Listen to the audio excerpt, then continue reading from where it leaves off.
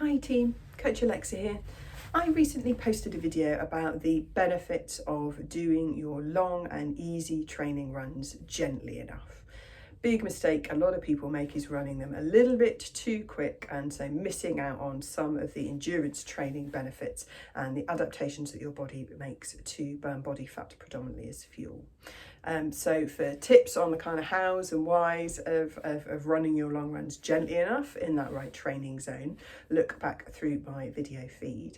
Question that came off the back of that video, however, was why does sometimes it actually feel harder or more effort to run slower when you're trying to slow down the pace of those long runs, for example? And it's a great question, and it comes up quite a lot, so I thought I'd do a little video to answer it. Predominantly, I feel it's the fact that running is quite a repetitive sport. So we often, develop this real familiar kind of go-to default running pace in terms of our speed and also in terms of our movement pattern and what that pace actually feels like as we're moving.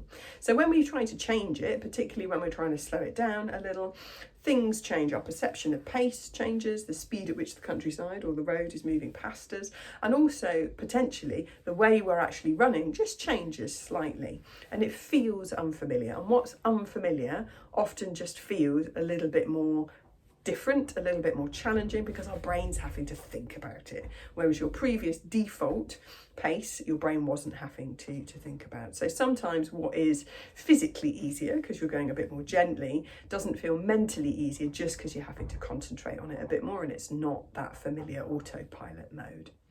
The upside is that with practice, because running is quite a repetitive sport, it's very quick to build up that number of repetitions. You do thousands of running steps on each run that you do. So it's quite quick to just reprogram and get into the groove with a slower pace feeling more natural. An element of this is that sometimes with the runners that I work with face to face, you can notice that as people try and slow down their easy efforts, sometimes their cadence changes. So cadence is how quickly your feet are turning round under your hips, or effectively how many times your feet hit the ground in a minute.